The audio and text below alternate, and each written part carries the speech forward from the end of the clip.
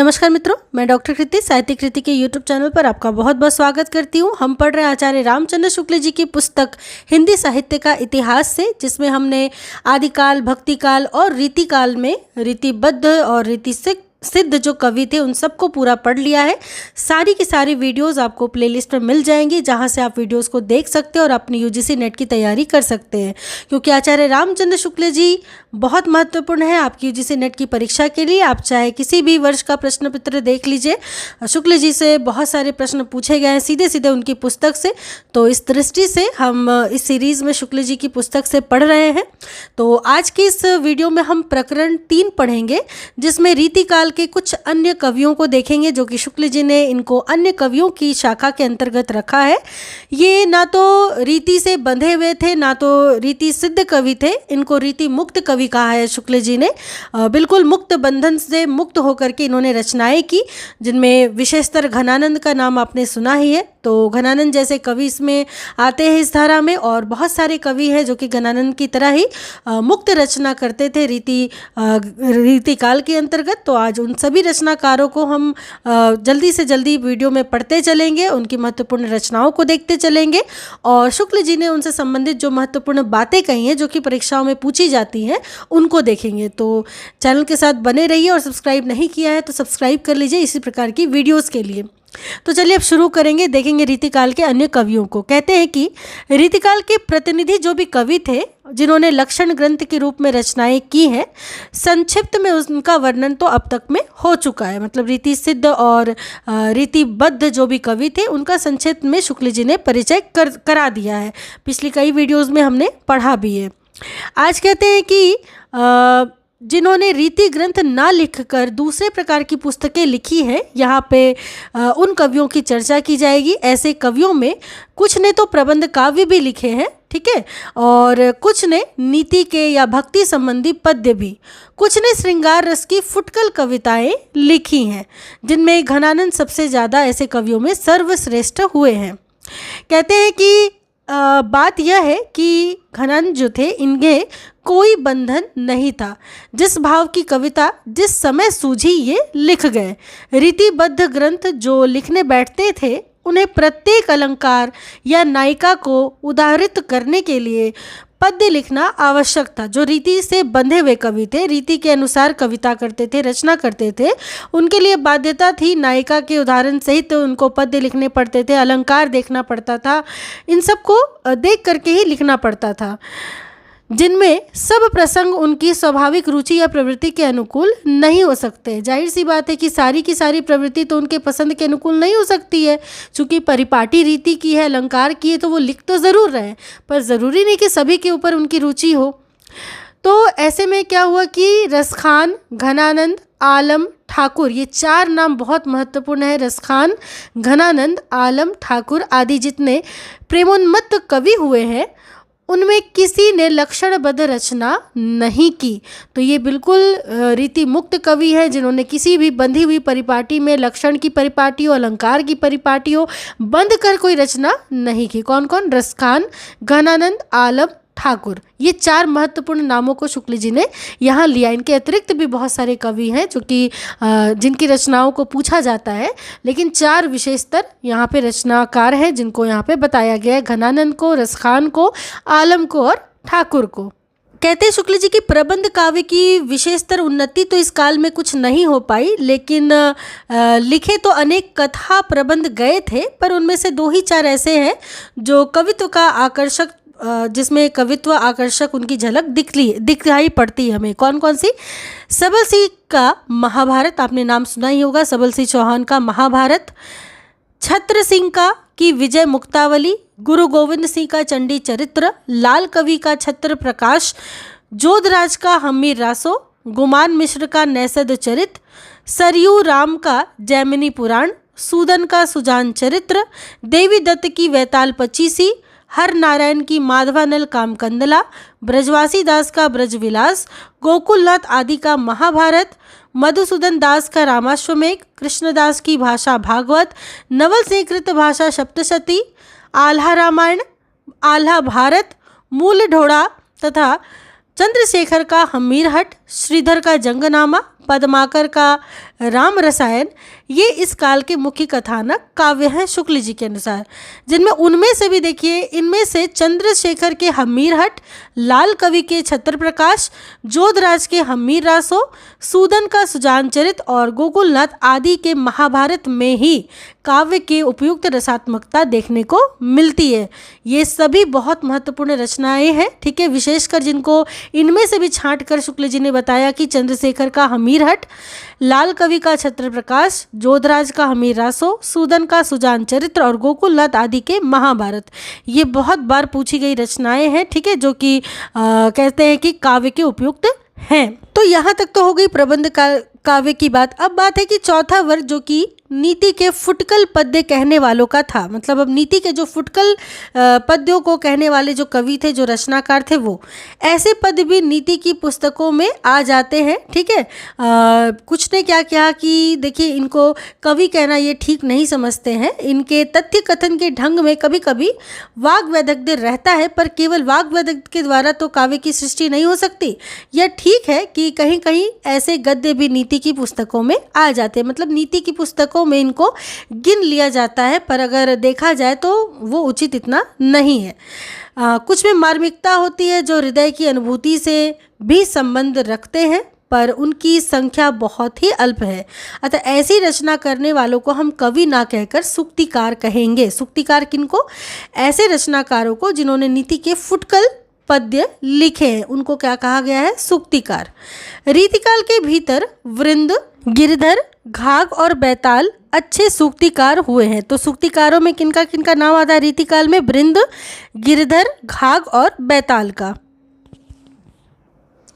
पर कहते हैं कि बाद में दिल्ली राजधानी होने से रीतिकाल के भीतर ही खड़ी बोली शिष्य समाज के व्यवहार की भाषा हो गई थी। तो कहीं ना कहीं रीतिकाल के भीतर खड़ी बोली का समावेश हो गया था, क्योंकि दिल्ली राजधानी हो गई थी और उसमें अच्छे गद्य ग्रंथ लिखे जाने लगे थे। संवत 1798 में रामप्रसाद निरंजनी ने योग वशिष्ठ, ठीक है, भाषा बहुत ही परिमार्जित गद्य में लिखा है। तो रामप्रसाद निरंजनी की बड़ी प्रसिद्ध रचना है, भाषा योग वशिष्ठ के नाम से ही होती है और कहीं कहीं योग वशिष्ठ के नाम से भी देखा जाता है, जो कि रामप्रसाद निरंजनी की है, संवत 1798 की।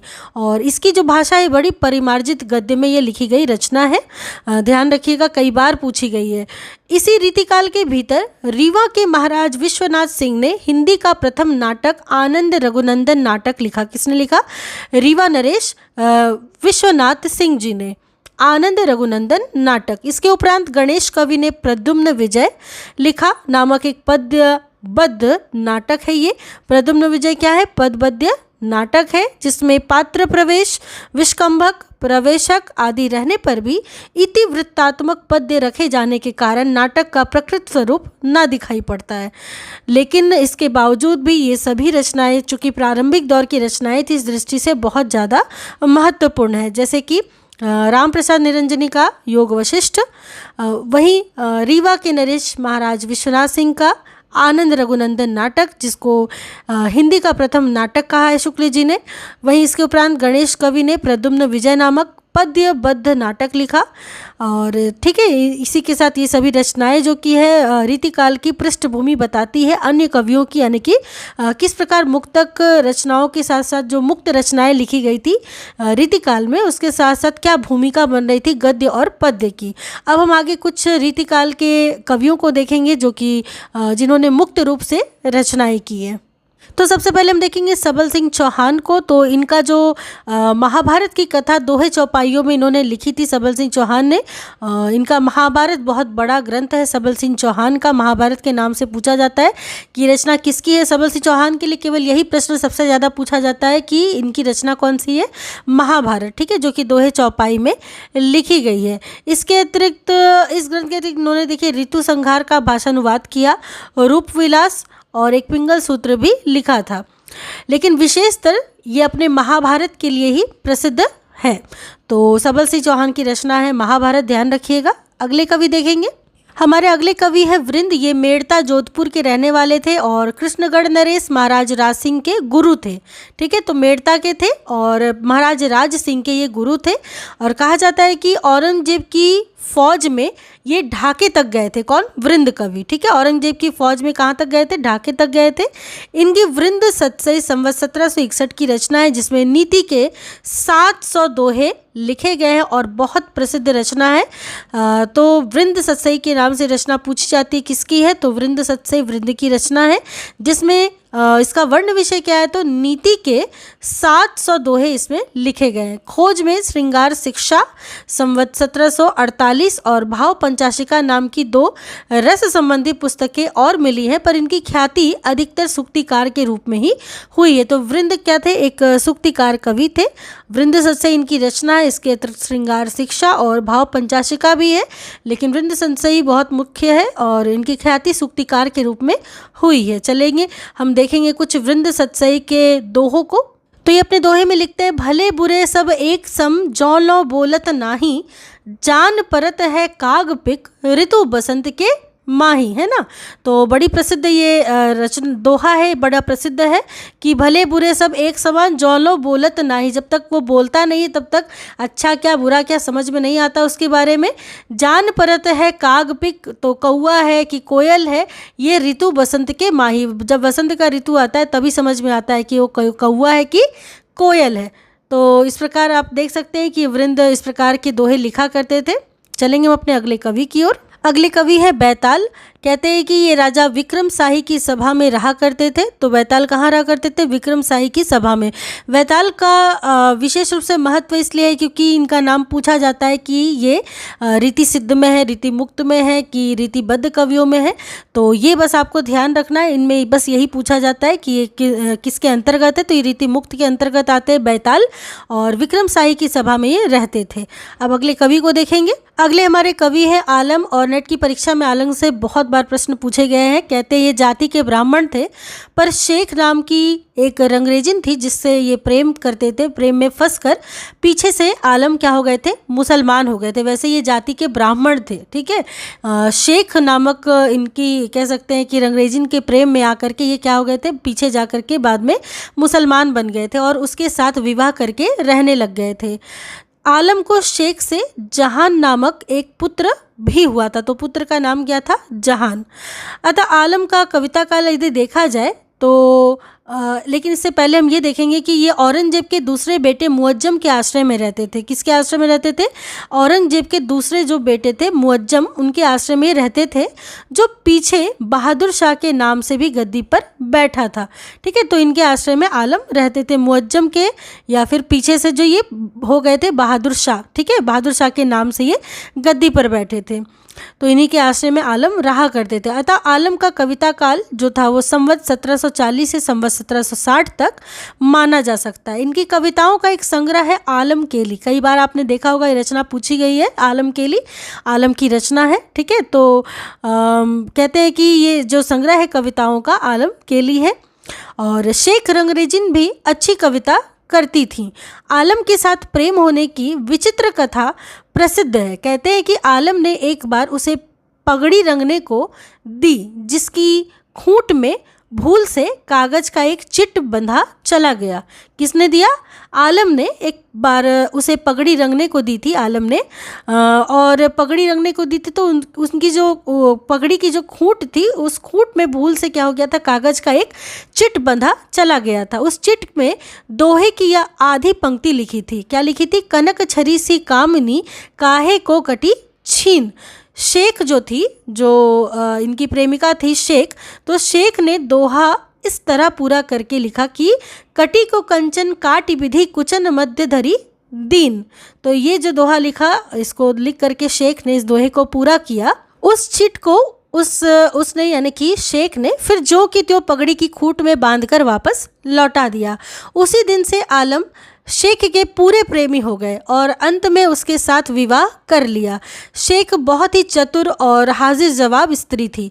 एक बार शहजादा मुअज्जम ने हंसी में शेख से पूछा, क्या आलम की औरत आप ही हैं? शेख ने चट उत्तर दिया कि हाँ जहाँपना, जहान की माँ मैं ही हूँ।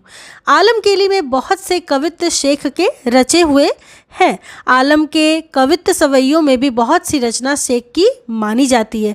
तो इस प्रकार आपने देखा कि जो कथा चलती है शेख के बारे में और आलम के प्रेम के बारे में, तो वो ये कथा थी। शुक्ल जी ने लिखा है कि आलम जो थे वो रीतिबद्ध रचना करने वाले कवि नहीं थे। ये प्रेमोन्मत्त कवि थे और अपनी तरंग के अनुसार रचना करते थे, यानी मुक्त रूप से रचना करते थे। इसी से इनकी रचनाओं में हृदय तत्व की प्रधानता रही है। किसकी रचना में? आलम की रचना में। प्रेम की पीर या इश्क का दर्द इनके एक एक वाक्य में भरा पाया जाता है। जो उनकी रचना की, जो इनके पदों की विशेषता है कि ये प्रेम के पीर या इश्क का दर्द ये जानते थे और इनके एक एक वाक्य में ये पाया जाता था। तो इस प्रकार आपने आलम के बारे में पढ़ा। अब चलेंगे हम अपने अगले कवि की ओर। तो हमारे अगले कवि है गुरु गोविंद सिंह जी। आपने नाम तो सुना ही है गुरु गोविंद सिंह जी का। तो ये सिखों के महापराक्रमी 10वें गुरु थे। कौन से वे गुरु थे? 10वें गुरु थे गुरु गोविंद सिंह जी। और इनका जन्म संवत 1723 में और सत्यलोकवास संवत 1765 में हुआ था। तो जन्म और मृत्यु आपने देखा। साथ साथ ये 10वें गुरु थे। ये हिंदू भावों और आर्य संस्कृति की रक्षा के लिए बराबर युद्ध करते थे। किसके लिए? हिंदू भावों के लिए और आर्य संस्कृति की रक्षा के लिए बराबर ये क्या करते थे? युद्ध करते थे। तिलक और जनेऊ की रक्षा में इनकी तलवार सदा खुली रहती थी। तो आप देख सकते हैं कि तिलक और जनेऊ की रक्षा में इनकी तलवार सदा खुली रहती थी। ये इस प्रकार रक्षक थे हिंदू भाव के और आर्य संस्कृति के। कहते हैं कि इन्होंने कई अच्छे और साहित्यिक ग्रंथों की रचना भी की, जिनमें से कुछ के नाम यहाँ पर हैं, जैसे सुनीति प्रकाश, सर्वलोह प्रकाश, प्रेम सुमार्ग, बुद्धि सागर और चंडी चरित्र। चंडी चरित्र जो है इसकी रचना पद्धति बहुत ही ओजस्वी है। ये प्रौढ़ साहित्यिक ब्रज भाषा लिखते थे। तो इस आधार पर इनकी जो रचनाएं हैं, जैसे सुनीति प्रकाश, सर्वलोह प्रकाश, प्रेम सुमार्ग, बुद्धि सागर और चंडी चरित्र, तो ये सभी तो रचनाएं हैं। लेकिन सबसे ज़्यादा जो प्रौढ़ रचना मानी जाती है प्रौढ़ साहित्यिक रचना जो कि ब्रज भाषा में ये लिखते थे, तो चंडी चरित्र था। तो इस प्रकार हमने बहुत सारे यहाँ पे पृष्ठभूमि के साथ, रीतिकाल के मुक्तक कवियों की पृष्ठभूमि के साथ हमने कवियों को पढ़ा। अब अगली कक्षा में कुछ हम और कवियों को पढ़ेंगे। तो तब तक के लिए चैनल के साथ इसी प्रकार से बने रहिए। वीडियो को एक बार ज़रूर अच्छे से पढ़िए, बहुत महत्वपूर्ण है आपकी परीक्षा के लिए। तो चलिए चलती हूँ, अब मिलूंगी अपने अगली कक्षा में। तब तक के लिए आप सबका बहुत बहुत धन्यवाद।